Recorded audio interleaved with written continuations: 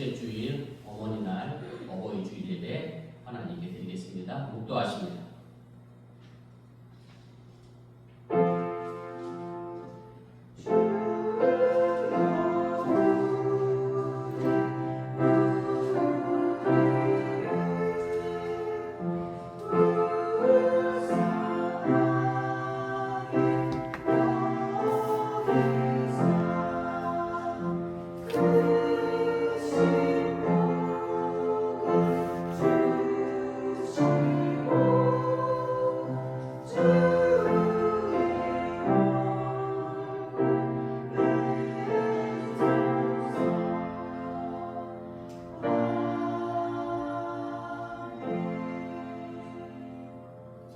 자녀들아, 주 안에서 너희 부모에게 순종하라. 이것이 옳으니라.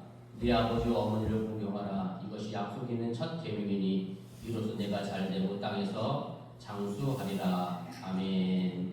좋으신 아버지 하나님, 거룩한 주일 아침 주님께 나와 예배합니다. 세상의 모든 것 주의 십자가 앞에 내려놓게 하여 주시고 이 시간 주의 은혜만 사모하게 하여 주시기 원하며 특별히 어머니날 어버이 주일로 지킵니다.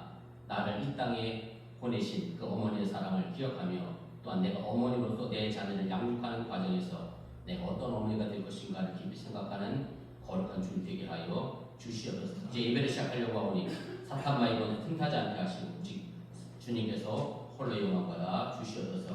예수님의 이름으로 기도드렸사옵나이다. 아멘.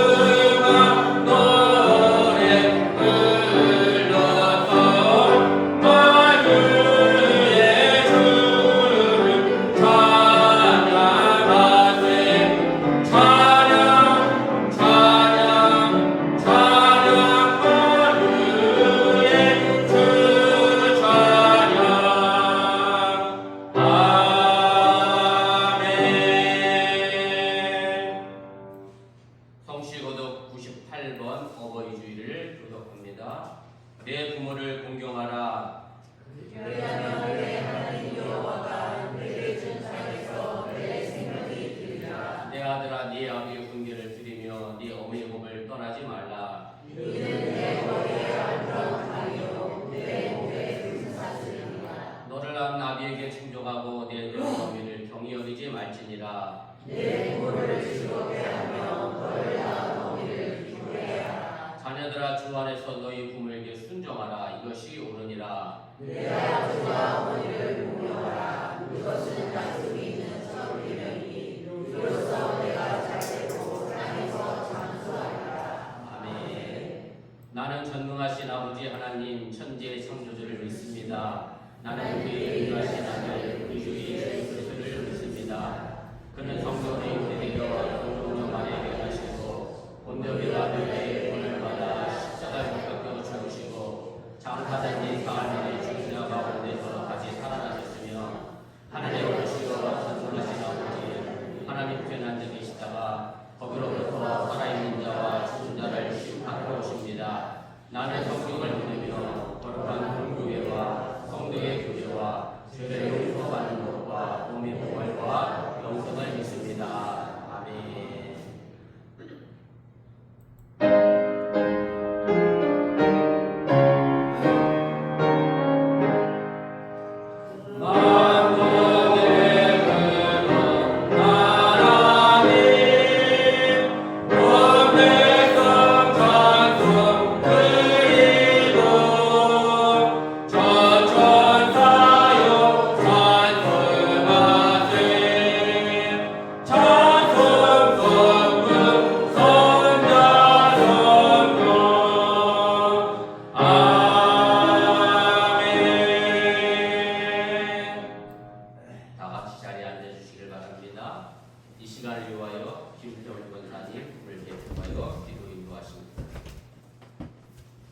기도드리겠습니다. 사랑과 은혜가 풍성하신 하나님, 지난 한 주간도 저희를 지켜주시고 오늘도 거룩한 주님의 날을 허락하시어 예배의 자리에 모이게 하시니 감사합니다. 세상의 바쁨 속에서 살다가 주님의 품으로 돌아왔습니다. 저희 존재 자체가 주님의 은혜임을 고백하오니 마음의 짐과 무거운 죄를 십자가 앞에 다 내려놓게 하시고 정결한 마음으로 예배 드리게 하여 주시옵소서. 고마우신 하나님, 이 시간 주님의 뜻으로 세우신 열방사랑교회를 위해 기도합니다. 우리 교회가 이 시대의 빛과 소금의 사명을 잘 감당하게 하시고 아직도 주님을 알지 못하는 이웃들에게 복음을 전하며 서로를 사랑하고 섬기는 사랑의 공동체가 되게 하여 주시옵소서. 고마우신 하나님, 온 성도들이 성령 안에서 서로를 존중하고 사랑으로 하나가 되게 하여 주시고 주님의 몸된 교회를 든든히 세우며 서로의 짐을 나눠지고 배려하는 사랑의 공동체가 되게 하여 주시옵소서. 또한 성도들의 삶을 윤택하게 해 주시고 가정마다 평안을 주시어 성도들에게 위로와 해결의 능력을 베풀어 주시옵소서. 고마우신 하나님, 조의 교회가 교회의 귀한 이병수 목사님을 보내주시고 주님의 귀한 사명을 맡겨주심에 감사드립니다. 새롭고 낯선 환경에서 사역을 시작하시는 목사님께 하늘의 평강과 기쁨을 더하여 주시고 사모님과 자녀들에게도 건강과 믿음을 더하사 아름다운 동역을 이루어지게 하여 주시옵소서. 지난 열방사랑교회를 위해 눈물과 기도로 헌신하신 김성도 목사님과 사모님을 기억합니다. 목사님을 통해 주님의 말씀을 듣게 하시고 따뜻한 목양을 통해 저희가 믿음 안에 생장하게 하심을 감사드립니다. 곧 새로운 여정을 준비하시는 김성도 목사님의 앞날에 주님께서 친히 인도하여 주시고 그동안 수고를 주님께서 아시오니 목사님의 영혼과 육체에 하늘의 평안과 강건함을 채워주시사 앞으로의 모든 걸음 위에 하나님의 은혜와 복에 넘치도록 축복하여 주시옵소서. 오늘 말씀을 선포하시는 이병수 목사님을 위해 성령의 충만함과 강건함, 지혜의 계시의 영을 주셔서 말씀을 통해 성도들의 영혼이 살아나고 삶이 변화되는 역사가 나타나도록 은혜와 축복 내려 주시옵소서. 이 모든 말씀 예수 그리스도 이름으로 기도드립니다. 아멘.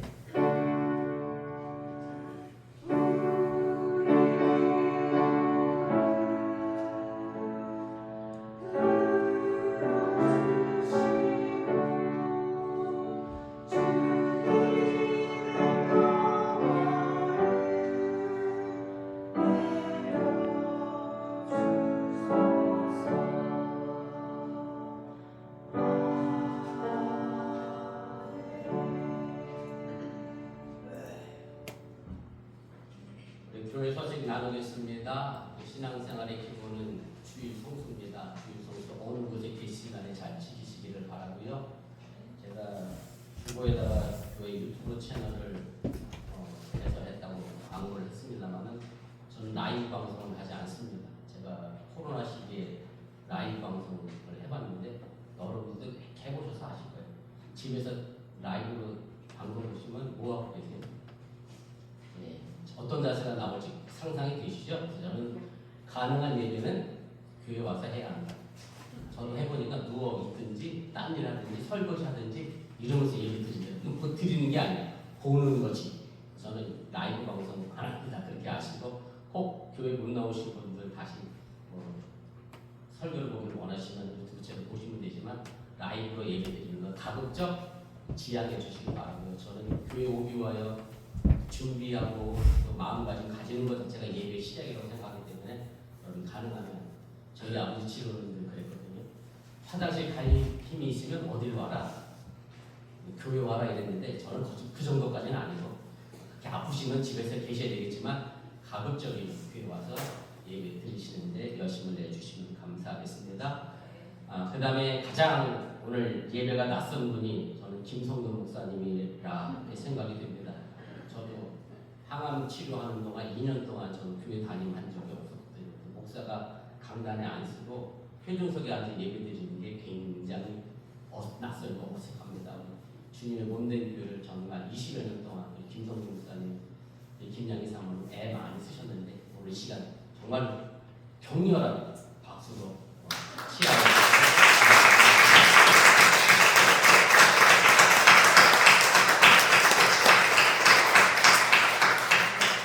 다음 주에 이모레이 통해서 우리 김 목사님 말씀 나누겠지만 일단 우리 김성도 목사님이 여전히 저희 교회 담임 목사님이십니다. 왜냐하면 감리교 행정상 김 목사님 정식적으로 은퇴하신 게 아니기 때문에 그렇게 아시고 여러분들이 우리 김 목사님 잘 이해해 주시기 바라고 그래서 담임 목사 이취임식도 안 하겠습니다. 왜냐하면 은퇴하시지 않은 분을 이취임식 할 수는 없으니까 여러분 그렇게 아시고 우리 김성도 목사님, 우리 김양희 사모님 이유 잘해 주시고 제 지금 개인적인 생각으로는 매월 첫째 주일 설교는 우리 김성도 목사님이 계속해서 해주시면 좋겠다 그런 생각으로 제가 부탁을 드렸는데 그렇게 예배가 진행되도록 하겠습니다. 그렇게 알고 또 여러분들이 협조해 주시고 기도해 주시면 고맙겠습니다. 그리고 다음 주 친교 후에 임원회에 있습니다. 기억하시고 임원 되신 분들 참석해 주시기를 바라고요. 그리고 5월 24일 그 다음 주에는 각종 예배 모임과 비롯해서 제가 교회 비전을 위하여 전 교인이 함께 이야기 나누고 미래를 꿈꿔보도록 하겠습니다. 그렇게 하시고 여러분들 교회가 나아가야 될 새로운 방향에 대하여 생각해 주시고 또 기도하시고 의견 나눠주시면 좋겠습니다. 그 다음에 6월부터 제가 전교인 신방하겠습니다. 가급적 집에서 하겠습니다. 불가피하게 집을 오픈하실 수 없는 분이라면 제가 교회나 다른 곳에서 하겠지만 가급적 제가 집을 신방해야 여러분들이 가정 형편과 처지를 알고 여러분들을 위해 기도할 수 있으니까 그렇게 하시고 지금 제가 알기로는 셀 모임이 구성되어 있는 걸로 알고 있는데 셀 모임 인도자 되시는 분이 제가 더 자세히 다음 주에 광고하겠습니다만 신방 일정 정하셔서 밤이든 새벽이든 낮이든 상관없습니다. 토요일도 주일도 상관없습니다. 일정 되시는 날 꼭 알려주셔서 제가 신방할 수 있도록 그렇게 하겠습니다.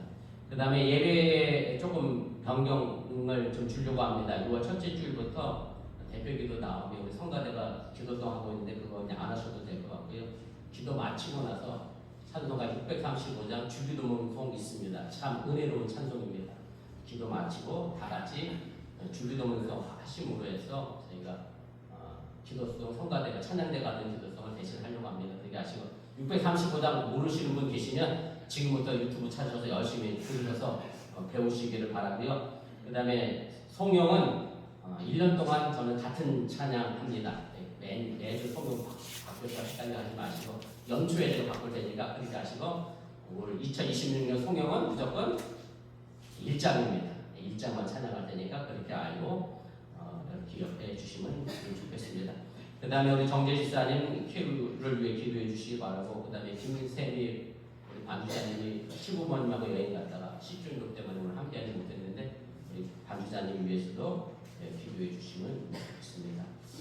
그 다음에 제가 혹시 뭐 또 알아야 될 거 혹시 빼놓은 과목도 있을까요? 네, 특별한 과목 있으면 잠시 소개할 분 계십니다. 저희 친구 목사이고 이번 시카고 연회 때문에 감리교 본부 행정실 부장으로 계시는 이홍규 목사님 네 분 저희가 방문해 주셨습니다. 어머니 날이라고 해서 제 딸이 커네티컷에서 차가미를 8시간 운전했다 그러네요. 내려왔습니다. 우리 이현경 제 딸죠.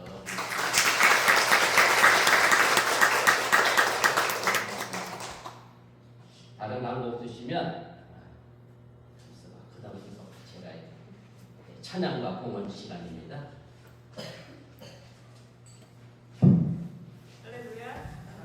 네, 잘 들리십니까?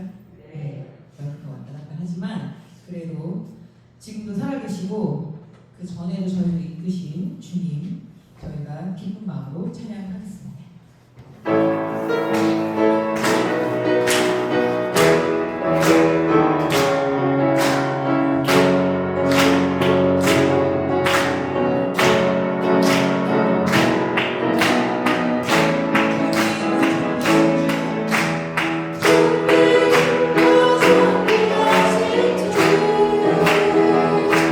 감사 찬양하며 나아가신 주님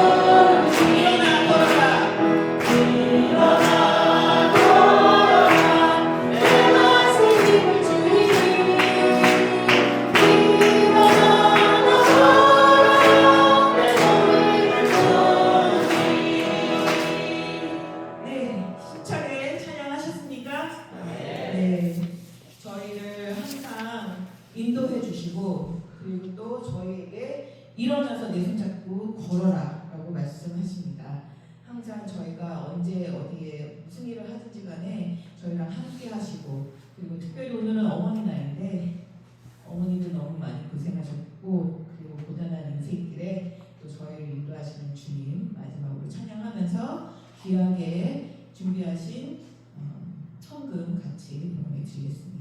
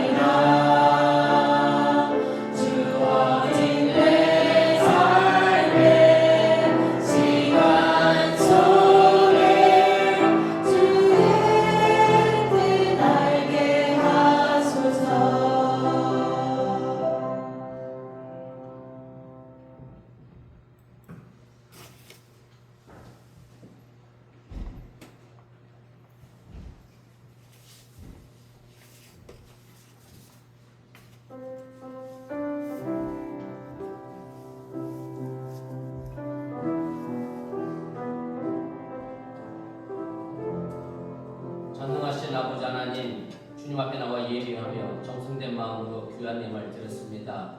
억지로 드린 것도 아니며 인색감으로 드린 것도 아니물지오니 이 물질이 주님께 상달되게 해주시고 이 물질이 쓰여지는 곳에 하나님의 생명과 영혼을 나누는 귀한 물질 되게 하여 주시옵소서.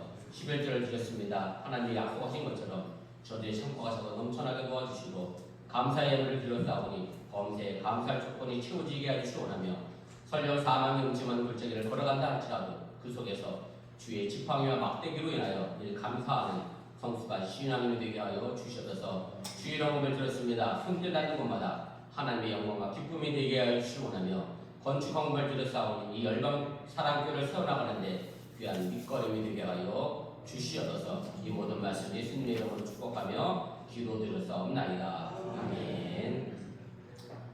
하나님 말씀 봅니다. 구약성경 스가랴 8장 2절부터 6절까지 말씀과 사도행전 2장 14절부터 17절까지 말씀입니다. 우리 차례대로 교독하시고 스가랴 6절 함께 읽고요. 사도행전 2장 17절 이렇게 함께 읽도록 하겠습니다.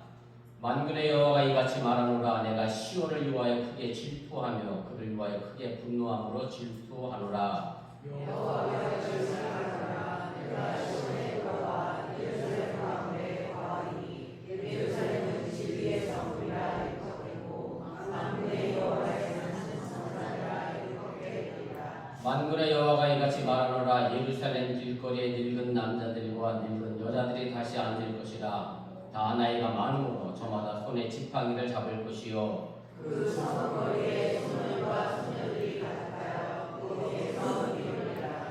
만군의 여호와가 이같이 말하노라. 이 일이 그날의 남은 백성의 눈에는 기이하려니와 내 눈에야 어찌 기이하겠느냐. 만군의 여호와의 말이니라. 만군의 여호와가 이같이 말하노라. 보라, 내가 내 백성을 해가 뜨는 날과 해가 지는 땅에서부터 함께 읽겠습니다. 인도하였다가 예루살렘 가운데 거주하게 하리니 그들은 내 백성이 되고 나는 진리와 공의로 그를 내 하나님이 되리라. 아멘. 사도행전 2장 14절부터 17절입니다. 베드로가 11 사도와 함께 서서 소리를 높이 이르되 유대인들과 예루살렘에 사는 모든 사람들아 이 일을 너희로 알게 할 것이니 내 말에 귀를 기울이라.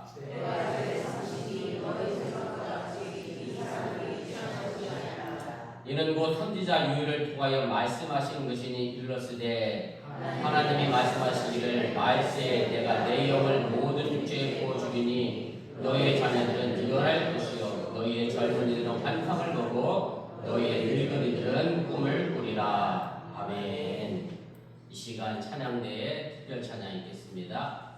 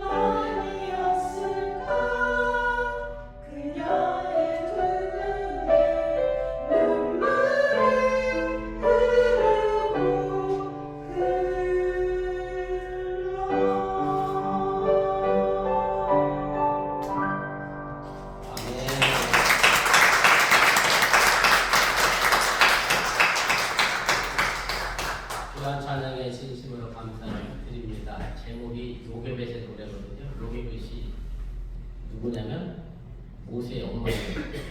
모세 나라는데 모세 엄마 이름을 모르셨죠? 요게벳이 모세를 갈대 상자에 띄우면서 물이 셀까봐, 그래서 아이가 죽을까봐 염려하는 마음으로 갈대 상자를 떠나보냈던 그 간절한 마음을 담은 찬양이었습니다. 어머니 마음이 늘 그렇습니다. 저를 그렇게 키워주시고 또 여러분들이 그런 어머니로서 또 앞으로 살아가시기를 바랍니다. 한국에서는 5월에 되면 가정에 관련된 휴일이 많습니다. 어린이날도 있고 어버이날도 있고 스승의 날도 있고, 지난주 전산이 이제 어린이 주일인데 무슨 행사가 있냐 그랬더니 어린이날을 아는 어린이가 없다고, 미국에 살다 보면 그렇습니다. 그래서 어린이날 행사가 없다고 그냥 갔다고 얘기하시는데, 아무튼 어린이날도 있고 어버이날도 있습니다. 그러다 보니 부모님도 계시고 또 자녀들이 있는 약 허리 세대라고 할 수 있겠죠. 젊은 가정들은 경제적으로 부담이 되기도 합니다. 어린이날이라고 해서 자녀에게 선물해야 하고, 또 어버이날이니 부모님에게 효도도 해야 하고, 양쪽으로 이제 마음을 써야 하죠.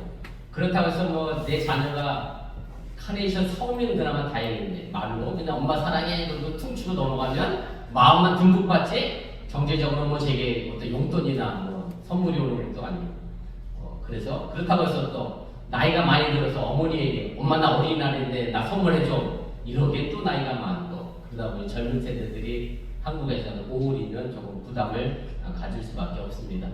한국에 제 남동생이 있습니다. 올해로 고등학교 교장이 됐는데 이 막내가 늘 막내 노릇을 합니다. 어머니 홀로 계신데 찾아가서 엄마에게 자신이 먹고 싶은 음식을 얘기합니다. 만두 해달라, 뭐 김치 해달라, 잡채를 만들어 달라. 그러면은 어머니가 네 마누라한테 해달라 그러지 왜 나한테 와서 날 힘들게 하냐 그러면서 막내가 해달라니 또 기쁨으로 해주면서 또 어머니 힘들게 하기도 하고 기쁨을 주기도 하는 그런 막내가 있습니다.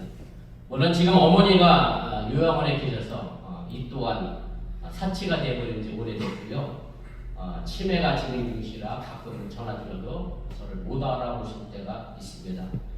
사실 어버이날이라고 해서, 오늘 어머니 날이라고 해서 여러분들이 선물을 드릴 수 있고 용돈을 드릴 수 있다고 하면 아직 부모님이 건강하시고 정정하시는 것으로 아시고 부모님에게 늘 감사할 수 있는 그런 여러분들이 되어지시기를 바랍니다. 제가 자주 하는 말인데 사실은 미국에 사는 것 자체가 불효입니다. 제가 장남이거든요. 저도 뭐 어머니 요양원에 계시는데 제대로 찾아가지도 못하고, 그래서 어머니께 늘 죄송한 마음으로 늘 동생에게 그걸 맡기고 있는 것 같아서 제가 늘 불효하다 이렇게 생각하고 있는데, 그래도 저희 열병사랑교를 이렇게 보니까 같은 교회에서 부모님을 모시고 또 대를 이어 신앙생활 하시는 것을 보니까 이것이 정말 축복이고 큰 은혜임을 여러분들이 또한 깨달으시기를 바랍니다. 한국에 있는 동생이 오늘도 어버이날이라고 해서 어머니 찾아뵙고 제게 사진을 보내줬습니다. 매주 어머니 근황을 제게 설명해 주는데, 지난주에 요양원에서 드리는 수요일 예배에 참석하지 못하셨다고 해요. 2층에 계신 어머니가 1층까지 걸어 내려오실 수 없는 힘든 상황이 된 것이라 큰아들로 더더욱 숭고한 마음을 가질 수밖에 없는 그런 상황이 되어버렸습니다. 나이가 들면 애가 된다는 말이 있습니다. 예전에는 그 말이 의례적으로 하는 말인 줄 알았는데, 어찌 보면 저보다 연배 많으신 분들한테 죄송하지만 제 앞에 현실로 나타나 있다 보니 그저 스쳐 지나가는 말로 생각이 되지는 않습니다. 나이가 들면 사람의 몸집도 어린아이처럼 작아집니다. 또 생각도 어린아이처럼 자기 자신만을 위하는 그런 모습으로 변하기도 합니다.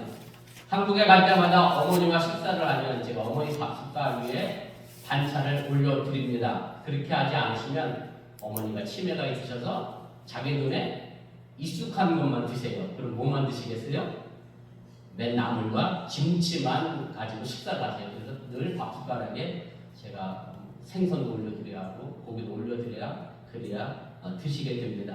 예전에 여러분들이 자식 키울 때 아이들 숟가락에 반찬 올려주던 그런 어머니 모습을 생각해보면 지금 저희 어머니가 또 마치 어린아이처럼 자식이 밥숟가락에 반짝 올려주는 그런 상황이 됐습니다. 그리고 생각도 어린아이처럼 되다 보니 자식이 뭐라 하는 말에 사실 별것도 아닌데 저도 그렇습니다. 우리 딸내미가 저를 얼마나 구박하는지 저 상처 많이 받는데 우리 딸이 저를 많이 구박합니다. 아마 여러분들이 어머니에게 하는 말 한마디 한마디가 그분에게 상처가 될 수도 있으니 여러분 삼가도 조심하시고 부모님의 마음을 헤아릴 지혜도 여러분이 가질 수 있기를 바랍니다. 게다가 정말 마음이 아픈 것은 때로는 처음 태어난 아이처럼 아무것도 모르는 병에 걸리기도 합니다. 점점 몸이 약해져 갑니다. 여러분들도 느끼시겠지만 소화 능력도 떨어지고 맛있는 것도 많이 먹고 싶어도 많이 먹지도 못하고 또 맛있다고 해서 그 맛이 다 그 맛인 것처럼 느껴질 때가 있다는 바로 그런 얘기입니다. 지난 4월 말에 우리 김선도 목사님이 설교 중에 한번 언급하셨습니다만 DC에 있는 윌슬리 신학교에서 한인 학생들 종강 예배가 있어서 제가 담임 목사님 모시고 다녀왔습니다. 식사를 마치고 차를 마시며 이런저런 이야기를 나눴는데 그 이야기 대부분은 뭐였느냐면 은퇴에 관한 것이었고 은퇴 이후의 삶에 대한 걱정들을 많이 하셨습니다. 물론 노후 준비가 잘 된 분들이야 해당 상황이 없겠지만 제 입장에서 보면 한국의 대부분의 은퇴 목사님들이 경제적 어려움을 직면하게 됩니다. 그나마 조금 낫다는 UMC 목사님들도 은퇴 이후에 경제적 어려움에 빠져 있는 것도 사실입니다. 그리고 평생 목회만 하던 분들이라 사실 은퇴 이후에 뭔가 새로운 일을 하는 것에 많은 어려움을 겪고 있습니다. 그래서 저도 나름대로 지금부터라도 저도 은퇴를 위해 준비해야 되겠다. 그런 강박감념을 가지고 저도 지금 은퇴를 향하여 나아가고 있습니다. 여러분들의 부모님은 어떤 상황이 계신지는 제가 잘 모르겠습니다만은 아직 여러분들의 부모님도 아직 경험해보지 못한 길을 걸어가고 있는 중입니다. 그러니 여러분들이 조금 더 살뜰히 찬찬히 돌보시고 효도하시길 부탁드리고 더 나아가 지금 자녀들에게 좋은 부모님의 모습을 보여줄 수 있기를 주님의 이름으로 또한 축원을 드립니다. 지금 세계적으로 대한민국의 위상이 많이 높아졌습니다. 경제적으로는 세계 10위권 안에 들어있고 미국과 이란이 전쟁하면서 한국의 방산무기가 세계적 이슈가 됐습니다만은 한국이 핵무기 없어도 군사력으로는 세계 5위에 올라가 있는 그런 작은 나라지만 큰 나라입니다. 그런데 그 정말 작은 나라가 거기다가 반으로 나눠졌으니 정말로 그 작은 나라가 이렇게 큰 일을 하는 것은 정말 대단하고 위대하다. 저도 그렇게 생각합니다. 그런데 이런 급성장한 경제가 한편으로는 아주 어두운 그림자도 만들어내고 있습니다. 대한민국이 경제적으로 군사력으로 10위권 안에 있는데 이것 말고 대한민국이 10위권 안에 들어있는 것이 또 있습니다. 궁금하시죠? 그것이 한국의 바로 자살률입니다. 10위권 안이 아니라 OECD 국가로 보면 한국의 자살률은 세계 1등입니다. 깜짝 놀랐죠? 그렇게 잘 사는 나라가 자살률은 세계 1등입니다. 그런데 더 놀라운 것은 노인 자살률은 다른 나라에 비해 더 월등히 높습니다. 75세 이상 자살 인구가 10만 명당 161명인데 이것을 1등 했거든요. 근데 OECD 국가 2등인 뉴질랜드는 몇 명이냐면 41명입니다. 1등과 2등의 격차가 너무나 크게 나는 1등을 대한민국이 하지 말아야 할 1등을 지금 하고 있다라고 하는 얘기입니다. 우리나라 노인 자살률이 높아지는 것은 은퇴 연령 이후 55세 이후입니다. 다시 말하면 할 일이 없어질 때부터라고 말할 수 있을 겁니다. 할 일이 없다는 것은 또 어떻게 생각해보면 꿈이 없다는 것과도 같기도 합니다. 물론 이것은 노인만의 문제는 아닙니다. 전체적으로 실업률과 관계가 있기도 합니다. 전반적으로 세계적인 산업 추세가 사람을 필요로 하는 추세로 가고 있는 게 아니라 점점 사람을 없애는 추세로 가고 있기 때문에 그렇습니다. 돈이 중심이 되는 사회로 변모하고 있다는 그런 얘기입니다. 지금 공항 가보시면 쉽게 알 수 있습니다. 사람이 대면해서 표를 빼주거나 체크인하지 않습니다. 거의 다 키오스코가 합니다. 제가 여기 오기 전에 전임 교회 목회할 때 피자를 하나 앱으로 주문하는데요. 제가 30분 넘게 걸려갖고 우리 애들한테 얼마나 부각을 받았는지 피자 주문하는 못하냐고 앱으로. 안 되던데요 그게. 제가 이러니 저보다 연배 많으신 분들은 전자기기 쓰는 키오스크 사용하는데 얼마나 힘들고 어렵겠느냐 이걸 생각해 볼 수가 있습니다. 제가 목회했던 알라바마 조지아는 현대와 기아 자동차 공장이 있습니다. 지난 라스베가스 세스에서 현대자동차가 로봇을 하나 선보였어요. 아틀라스라는 로봇입니다. 그 로봇이요. 그것 때문에 현대자동차 주가가 굉장히 쫙 올라갔습니다. 정말 잘 만들었어요. 걷고 뛰고 뭐 손으로 못하는 게 없어요.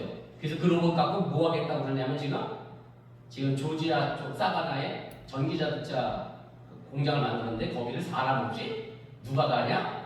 아틀라스를 투입해서 자동차를 만들겠다. 노조 없는 공장을 만들겠다. 그래서 한국에서는 아틀라스가 투입되면 우리는 절대 일 안 하겠다. 이런 시대가 돼버렸어요.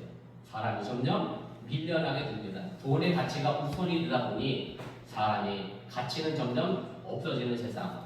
그래서 점점 더 힘들어가는 그런 세상이 됐다라고 하는 얘기입니다. 사회복지국가인 노르웨이나 핀란드나 스웨덴이 과거에는 자살률이 꽤 한국처럼 높았습니다. 그런데 최근에 이들 나라의 자살률이 급격히 줄어들고 있습니다. 왜 그러냐면 실업률과 관련이 있습니다. 어떻게 됐냐면 청년들이 나이 많으신 분들과 일을 나누어서 하기 시작했습니다. 주 4일만 근무하고 나머지 시간들은 나이 많으신 은퇴한 분들에게 일자리를 양보함으로 해서 그 선진국가는 자살률을 점점 낮추고 있다라고 하는 얘기입니다. 사람을 필요로 하지 않는 고도의 첨단 기술 발전에 대해서 우리 인류가 조금은 더 깊이 생각해 봐야 하고 조금 더 자제해야 하는 그런 상황을 우리가 고려하고 생각해 봐야 한다는 사실을 여러분들이 잊지 마시기 바랍니다. 그래서 노인들도 함께 일할 수 있고 그들을 필요로 하는 산업 시스템을 만들지 못하면 여전히 우리나라의 노인 자살률은 점점점 높아져 갈 것이라고 하는 것이 전문가들의 이야기라는 말씀입니다. 문제는 돈과 경제성을 따지기 전에 사람이 우선이어야 하는데 사람 우선 가치보다는 돈이나 경제성을 따지다 보니 점점 나이 드신 분들의 설 자리가 없어지고 있다라고 하는 얘기입니다. 그래서 오늘 어머니날 한국에 계신 부모님들에게 가장 쉬운 방법이 뭔지 아세요? 저는 그것도 못하지만 저희 장인장모님은 아직 제가 용돈을 보내드립니다. 그게 제일 쉬워요. 제일 어려운 게 뭔지 아세요? 우리 딸 이쁘잖아. 8시간 운전해서 오는 게 제일 어려운 일입니다. 여러분들 제일 쉬운 용돈 보내지 마시고 가까이 계시면 찾아뵙고 인사 나누시고 얼굴 대면하시고 함께 식사하시고 함께 이야기하시고 부모님의 마음을 행복하게 만드시고 좋은 추억 많이 만들어주시고 좋은 추억 회상할 수 있도록 여러분들이 그렇게 도와주시면 여러분들 부모님이 삶이 조금 더 풍요해질 수 있다고 하는 사실을 여러분들이 잊지 마시길 바랍니다. 오늘 우리가 함께 읽은 스가랴서는 이스라엘 백성들이 바벨론 포로로부터 벗어난 주전 520년경을 배경으로 하고 있습니다. 성경에서 말하고 있는 이 바벨론 제국의 수도 바벨론은 지금 현재 이라크의 힐라라고 하는 도시 근처에 있습니다. 바벨론에서 들어온 예루살렘은 완전히 망가진 도시였습니다. 말 그대로 전쟁으로 인해서 폐허가 되어버린 그런 도시였습니다. 그런데 이런 황폐한 예루살렘의 모습을 보고 스가랴 예언자가 하나님이 바라시는 세상을 꿈꾸고 있습니다. 그것이 바로 오늘 우리가 읽은 본문의 말씀입니다. 제가 조금 더 쉬운 공동 번역으로 3절부터 5절까지 다시 읽어드립니다. 앞에 화면에 있으니까 보세요. 나 만군의 야훼가 말한다. 내가 시온으로 돌아가 예루살렘 안에서 살리라. 그리하면 예루살렘은 미쁜 도읍이라 불리고 만군의 야훼의 산 거룩한 산이라고 불리리라. 나 만군의 야훼가 말한다. 수도 예루살렘 장터마다 할아버지 할머니들이 지팡이를 짚고 모여와 앉아 쉬는 모습이 다시 보이고 이 도읍 장터마다 살인 아이 계집들이 우글거리며 뛰놀게 되리라. 스가랴 예언자는 예루살렘을 이제는 거룩한 산 만군의 야훼의 산이라 그렇게 부를 것이라고 이야기합니다. 그렇게 불러야 하는 이유가 있습니다. 그래서 바로 하나님이 예루살렘에 돌아와 함께 사시기 때문입니다. 이것이 하나님이 직접 이스라엘을 다스리고 통치하시겠다는 그런 말씀입니다. 성경에서 L자가 들어가는 것은 전부 하나님을 의미합니다. 그래서 이스라엘은 하나님이 다스린다라고 하는 뜻입니다. 다시 말씀드려 하나님이 다스리는 그곳이 거룩한 장소가 된다고 하는 사실을 여러분들이 믿으시기를 바랍니다. 그래서 사도 바울은 감옥에 갇혀 있으면서도 감옥 밖에 있는 사람들을 향하여 뭐라고 그랬느냐면 항상 기뻐하라. 감옥 안에 있는 사람이 감옥 밖에 있는 사람에게 할 이야기는 절대 아닌데 감옥 안에 갇혀 있으면서 했습니다. 제가 군복무를 제253 경비교도소에 했거든요. 이렇게 얘기하기가 어렵죠? 별거 아니고요. 교도소 경비를 했습니다. 저도 감옥에서 3년 살아봤는데 감옥에 3년 살아보니 감옥 안에서 기뻐할 일이 사실 없습니다. 그런데 사도 바울이 감옥 안에 있으면서 감옥 밖의 사람들에게 기뻐하라고 해요. 왜 그렇게 할 수 있었느냐? 사도 바울은 비록 그의 몸이 감옥에 있었지만 그것도 누가 다스려요? 하나님이 다스리는 곳이었기 때문에, 거룩한 곳이었기 때문에 감옥 밖에 있는 사람들을 향하여 기뻐하라고 이야기했다라고 하는 얘기입니다. 여러분들이 속한 여러분들의 가정, 거룩한 하나님이 다스리는 가정이 되시기를 바라고, 여러분들의 직장도 하나님이 다스리는 거룩한 직장이 되시기를 주님의 이름으로 축원을 드립니다. 그리고 이 하나님이 다스리는 거룩한 나라에 대해 이렇게 설명합니다. 예루살렘 장터마다 할아버지 할머니들이 지팡이를 짚고 모여와 앉아 쉬는 모습이 다시 보이고 이 도읍 장터마다 사내 아이 계집 아이들이 우웅거리며 뛰놀게 될 것이라고 이야기합니다. 이 말씀을 듣고 혹시 이런 오해는 하지 마시길 바랍니다. 할아버지 할머니가 지팡이 짚고 장터에 앉아 있으니까 노숙자로 앉아 계신 거로 오해하시면 안 된다라고 하는 얘기고요. 할아버지 할머니도 사회의 일원으로 이웃과 더불어 건강한 인간관계를 가지고 있는 모습을 스가랴 선지자는 예언하고 있음을 여러분들이 깨달으시길 바랍니다. 제가 늘 말하는 것이 있습니다. 사람이 걸어 다니는 한 돌아가시지는 않는다. 노인분들이 걷지 못하고 누워 계시기 시작하면 돌아가시더라고요. 그래서 저희 어머니가 지금 걷지 못해서 제 마음이 지금 더 아픈데, 아무튼 걸어 다니지 못하면 돌아가세요. 그러면서 또 하나 이런 게 있습니다. 제가 최근에 본 글인데, 수의사, 동물의사들이 하는 말이 있는데 영어 문장인데 이렇게 돼 있어요. 물론 정식 영어 문장은 아니에요. 이제 뭐라고 되냐? 그 첫 글자 이니셜을 따서 EDND라고 그러더라고요. EDND. 영어 보시니까 이해가 되죠? 개는 먹는 한 절대 죽지 않아요. 개는 먹는 한 절대 죽지 않아요. 저도 개를 많이 키워봤는데 그렇습니다.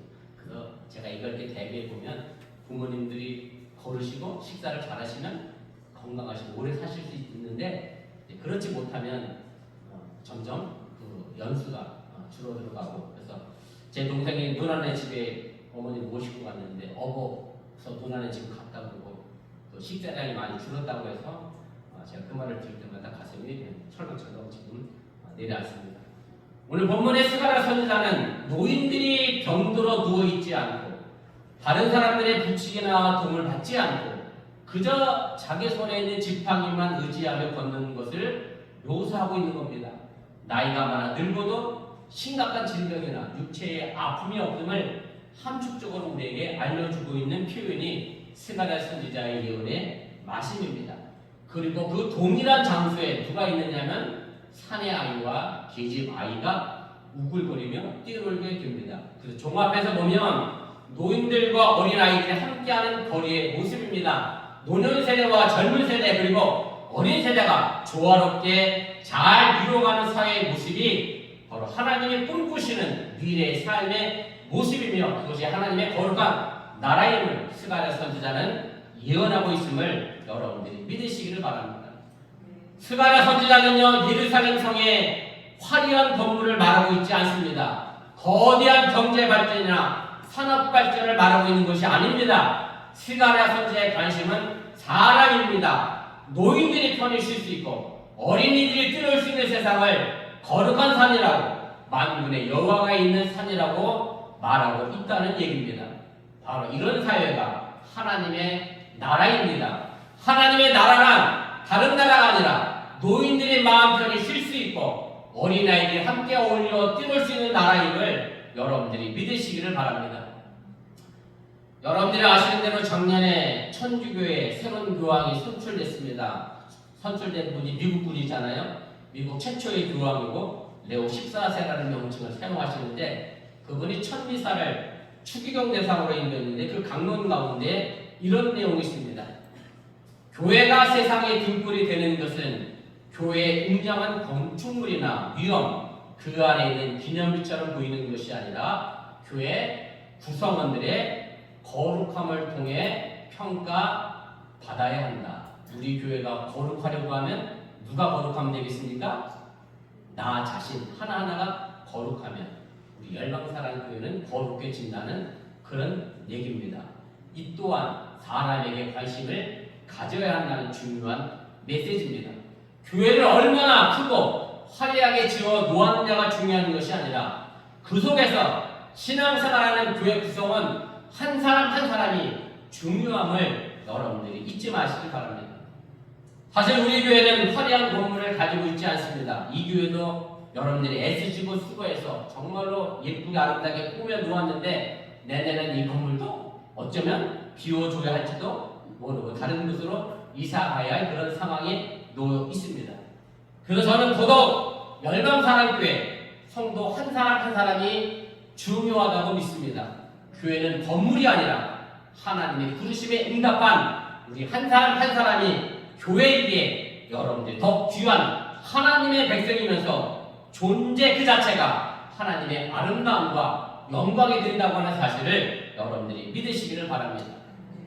경제가 발전하고 산업이 고도화되면서 점터로 사람이 밀리는 세상이 되었는데 하나님의 나라는 바로 사람에게 있음을 기억하시기를 바랍니다. 여러분들이 아시는 대로 한국의 사교육 현실을 심각합니다. 여기 왔더니 어떤 뭐 열심히 학원 다니시는 분들 계시기는 한 것 같아요. 그죠? 자녀들 학원 안 보내시나요? 개인 투자 안 하시나요? 참 잘하셨습니다. 한국엔 사교육이 너무 심각합니다. 제가 전에 목회하던 지역은 현대자동차 인근에서 근무하시는 분들이랑 다 어디서 직습하신 분들이냐면 한국에서 다 오신 분들이야. 그래서 거기는 이민사회가 아니야.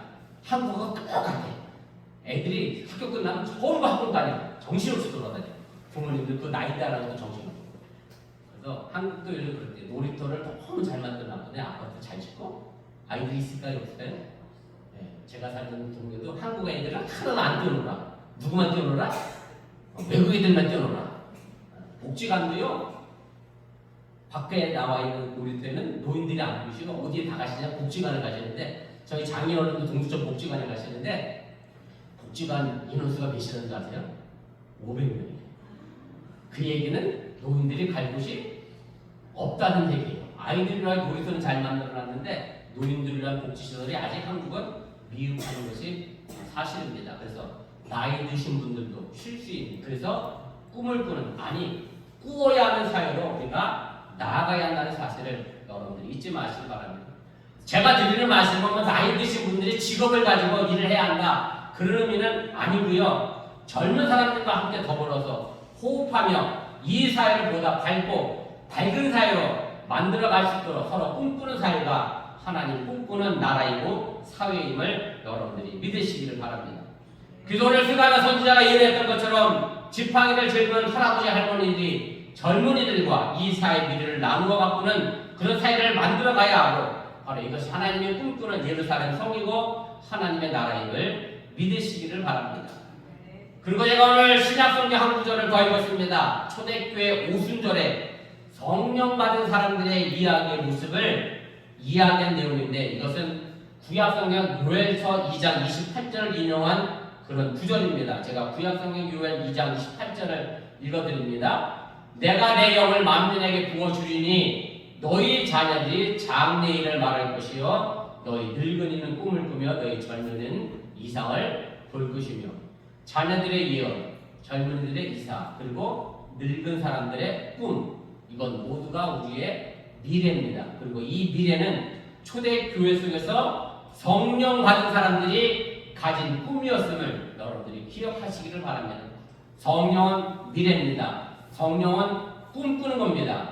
미래에 대한 준비와 생각을 가지고 있다면 그 사람이 바로 성령 받은 사람입니다. 그래서 노인들을 존중하고 노인을 세상을 함께 만들어가는 그런 파트너로 생각하는 사람, 바로 그 사람들이 성령 받은 사람들임을 여러분들이 믿으시기를 바랍니다. 지금 예배드리는 우리 교회 모습을 한번 돌아보시기 바랍니다. 젊은 분들도 계시고 이미 은퇴하여 나이 드신 분들도 계시고 그리고 젊은 분들도 곧 머지않아 나이 들어가게 되어 있습니다. 그리고 우리가 경험해보지 못한 나이에 대하여 내가 받아들여야 하고 적응해 가야 하고 또 그런 모습을 통해서 우리 부모님을 바라봅니다.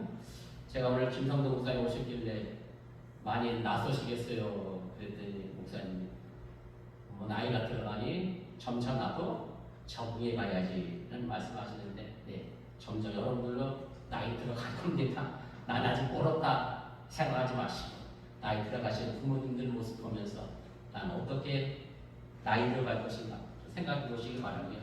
그래서 우리 열방사랑교회는 특정 나이에 초점이 맞춰져서 그분들에 의하여 이끌어가는 교회가 아니라 모두가 함께 참여하는 모두가 함께 미래의 꿈을 꾸며 모두가 함께 성령을 충만히 받아 우리 열방사랑교회가 이제 앞으로 나아갈 미래에 대한 함께 꿈꾸는 저와 여러분들이 되시기를 주님의 이름으로 간절히 축원을 드립니다. 잠깐 1분여 정도 우리 결단에 기도하겠습니다. 제가 설교 제목을 꿈꾸는 늙은 사람들이라는 제목으로 정해봤습니다. 글쎄요, 저는 아직 60대가 되지 않고 70대가 되지 않아서 그분들의 마음과 생각을 잘 모릅니다. 요양원에 계신 저희 어머니의 마음도 잘 모릅니다.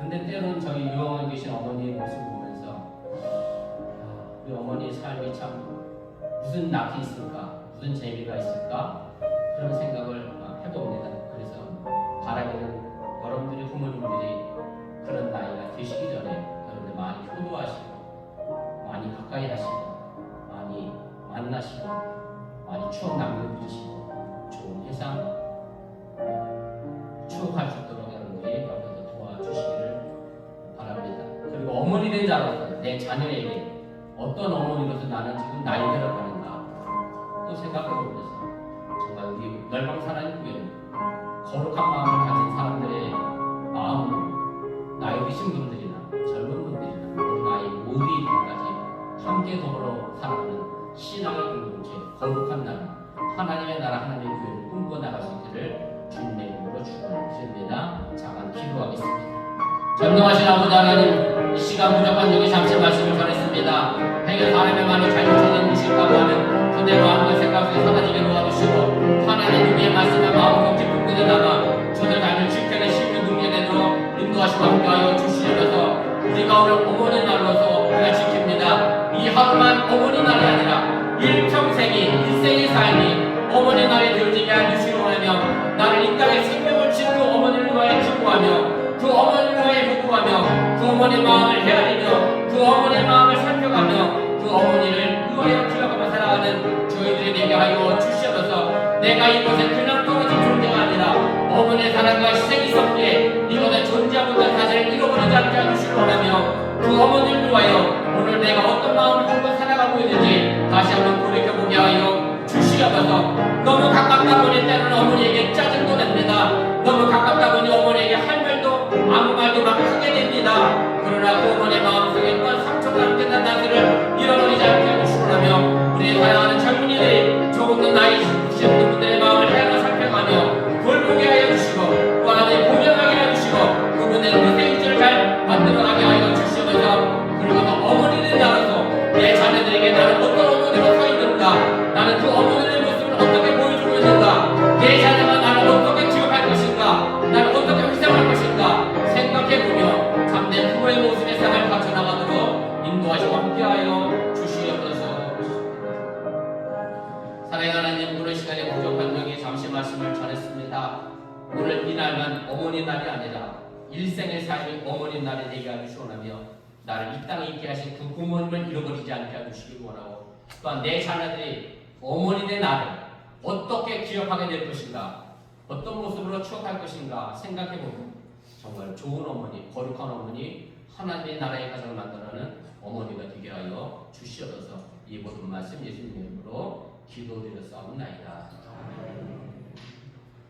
다 같이 일어나셔서 결단의 찬송, 합동 찬송입니다. 찬송만 아닙니다만은 어머니 날, 어머니 마음 생각하며 함께 찬양하겠습니다.